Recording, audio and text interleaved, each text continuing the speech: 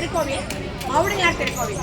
ரொம்ப விசேஷமான ஒரு திருக்கோவிலுக்கு இந்த தனுர் மாசத்துல ஸ்ரீ மங்களலலிதா மண்டலியின் தோழிகளுடன் தரிசனம் பண்றதுக்காக வந்திருக்கோம். இந்த கோவிலில் ஏகப்பட்ட சிறப்புகள் இருக்கு.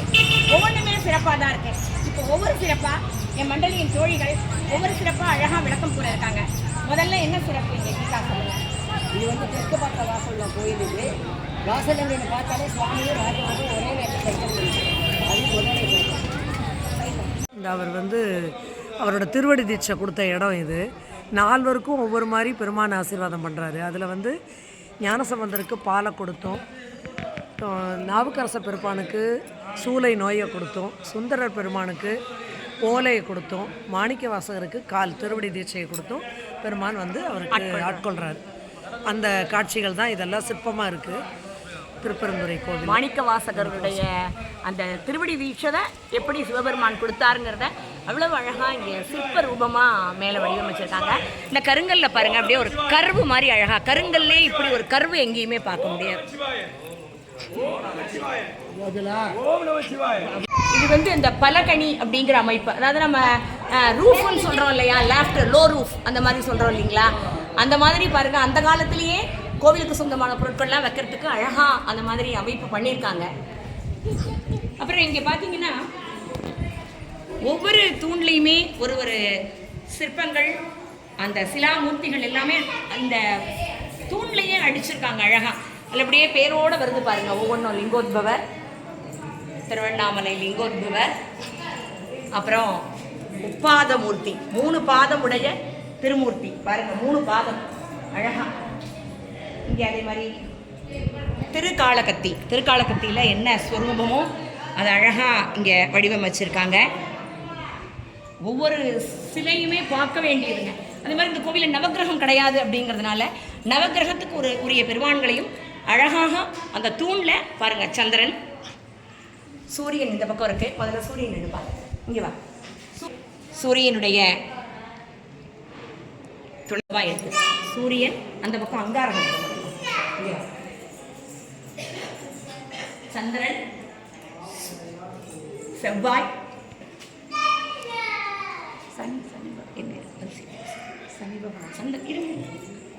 அப்ப அங்க புதன் பார்த்தோம். புதன் முன்னாடி அதில் கேட்ச் பண்ணியாச்சு. இது வந்து வியாழன், குரு பகவான், வியாழ பகவான், சுக்கிரன், வெள்ளி, வெள்ளி அப்படிங்கிற கிரகத்துக்கு உரிய அந்த சுக்கிர பகவான். அப்புறம் பார்த்தீங்கன்னா சனீஸ்வர பகவான், ராகு,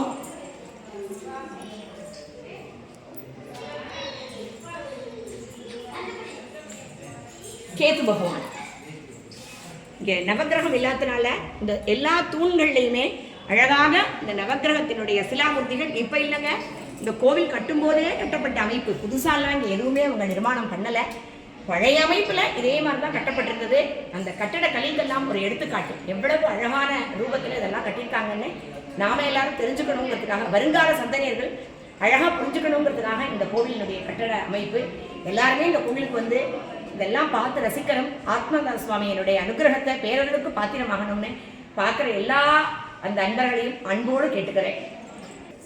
இதில் பார்த்தீங்கன்னா 27 நட்சத்திரத்துக்கும் அந்த கல் அமைப்பில் ஒவ்வொரு கல்லுக்கும் ஒரு ஒரு அமைப்பு, ஒரு ஒரு நட்சத்திரத்துக்கும் ஒரு கல் அமைப்பு கொடுத்து அழகாக 27 நட்சத்திரங்களையும் இந்த மாணிக்க வாசக பெருமான் சன்னதிக்கு உள்ள போகிறதுக்கு முன்னாடி அந்த நிலவாச படியில் அழகாக செதுக்கியிருக்காங்க. ஒரு ஆச்சரியமான ஒரு ரூபம். இந்த சைட்லலாம் பார்த்தீங்கன்னா இன்றைக்கி வாசமாலைன்னு நிறையா நம்ம வீடுகளில் கோவில்கள்லாம் தைப்போம். அந்த வாசமாலை அடிக்கிறதுன்னு மரத்தில் அன்றைக்கி கல்லாலேயே பண்ணியிருக்காங்க பாருங்கள் இந்த வாசமாலையை. அடுத்ததான் இன்னொரு பாயிண்ட் பாருங்கள். இன்னொரு விசேஷமான இடம் இங்கே இருக்குது. அதை வந்து இப்போ நம்ம சாந்தியக்கா சொல்லுவாங்க. சொல்லுங்கக்கா. இந்த இதில் இன்னொரு விசேஷம் அப்படின்னா, மேலே வந்து அந்த இதில் உடும்பு குரங்கு 2 சின்ன சிற்பங்கள் இருக்குது. அது எதுக்காக அப்படின்னா, நம்ம மனசில் அந்த குரங்கு மாதிரி மனசை அலைப்பாய விடாமல் உடும்பு மாதிரி எப்போவுமே பெருமானை நினச்சி பெருமானோட திருவடியிலே இருக்கணுங்கிற நினைக்கிறதுக்காக தான் அந்த 2 சிற்பங்களும் இங்கே அந்த காலத்திலே வடிவமைச்சிருக்காங்க. சூப்பர் சாந்தியக்கா. இந்த முருகனுக்கு பாருங்க, ரொம்ப அழகா எவ்வளமா ஒரு வேல் இல்லாம ஒரு வில்ல கையில வச்சுக்கிட்டு இருக்கக்கூடிய ஒரு அழகிய சிற்பம்.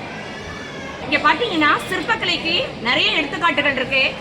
இதெல்லாம் பாருங்க, கம்பி எப்படி இந்த காலத்துல நம்ம கம்பி எல்லாம் போட்டு கட்டுறோமோ அதே மாதிரி அந்த சைடில் பாருங்களேன், போல்ட்டு போட்டு கட்டினா மாதிரியும் ஒவ்வொன்றுமே அடுக்கடுக்கடுக்கடுக்கா இன்னைக்கு கட்டிடக்கலையில் இருக்கிறதெல்லாம் அன்னைக்கே சிற்பமாக வடிச்சு காமிச்சிருக்காங்க. இந்த சிற்பிகள் கல்லுலேயே வடிச்சு காமிச்சிருக்காங்க.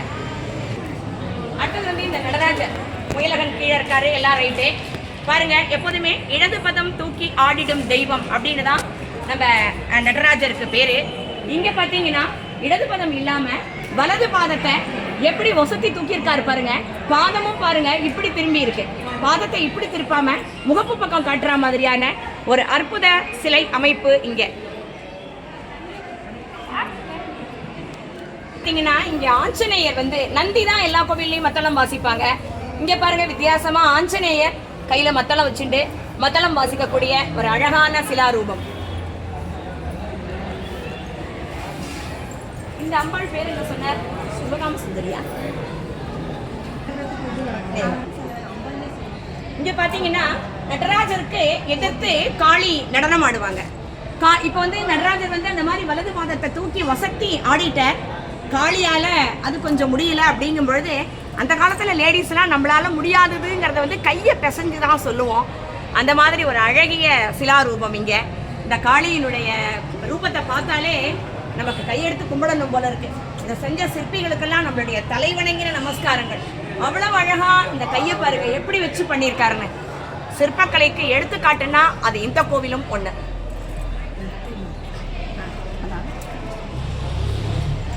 ஒரு நரசிம்மருடைய சிலையை தான் நம்ம இங்க பார்க்க போறோம். நரசிம்மர் வந்து ஹிரண்யகசிபுவினுடைய வயிறை கிழிச்சு இந்த குடலை எடுக்கிறார். குடலை எடுத்து எப்படி மாலையா போட்டு இருக்காருன்னு பாருங்க. அந்த கை அமைப்புல அந்த குடலை அப்படி மாலையா போட்டு இருக்காரு கீழே. ரொம்ப தத்ரூபமான அமைப்பு. சிவன் கோவில்ல இப்படி ஒரு நரசிம்மமூர்த்தியை தரிசிக்கிறது எங்கேயுமே பார்க்க முடியாத ஒரு அதிசயமான சிலாரூபம்.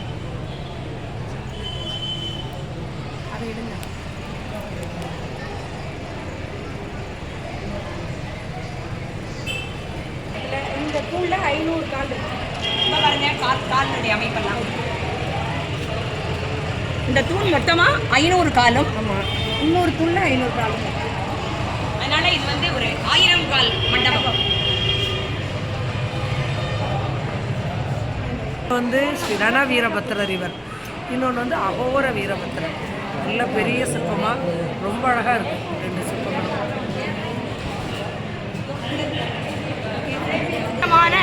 குதிரைகள் இருக்கு. அரேபிய குதிரை, மராட்டிய குதிரை, கேரள குதிரை. இந்த தலையில மேல பாருங்க அந்த முண்டாசு மாதிரி கட்டியிருக்கா பாருங்க. அதுல உட்காந்துற அந்த ராஜா, அதை வச்சுதான் ஐடென்டிஃபிகேஷன் பண்றாங்க. அந்த மராத்திய குதிரையில தலையில தொப்பி வச்சிருப்பாரு அந்த ராஜா. இப்படிதான் அது என்ன குதிரை அப்படிங்கிறத, எந்த நாட்டை சேர்ந்த குதிரைங்கிறத ஐடென்டிஃபிகேஷன் பண்ணியிருக்காங்க. இப்போ பார்த்தீங்கன்னா எங்கேயுமே நந்திகேஸ்வரர் கிடையாது. த்ரோட் த ஆலயம் முடியவே நந்திகேஸ்வரரே கிடையாது. அதனால நந்திகேஸ்வரர் இல்லாதனால இங்கே பிரதோஷம் கிடையாது, கொடிமரம் கிடையாது. கொடிமரம் இல்லாதனால சைடில் நமஸ்காரம் பண்ணுறதுக்குன்னு ஒரு கல் போட்டிருக்கா. அந்த கல்லில் தான் எல்லாரும் நமஸ்காரம் பண்ணுறாங்க. அதே மாதிரி இங்கே எடுத்த உடனே விநாயகர் தரிசனம் கிடையாது. ஏன்னா மாணிக்கவாசக பெருமான் வந்து முற்பிறவியில் மறுபிறவி கிடைக்கும் பொழுது மறுபிறவி கிடைச்சதுனால இங்கே அவருக்கு வந்து மனித ரூபத்தை கொடுத்துருக்கிறதுனால நந்திகேஸ்வர மாணிக்க வாசகர் அப்படிங்கிற திருநாமத்தோட இங்கே எழுந்தருளியிருக்கார். அதனால இந்த மாணிக்க வாசகரை தரிசனம் பண்ணிட்டு தான் நம்ம வந்து பிள்ளையாரையே 2வதாக தான் வழங்கக்கூடிய ஒரு அமைப்பு இந்த கோவிலில் மட்டுமே இருக்கக்கூடிய அதி அற்புதமான ஒரு அமைப்பு.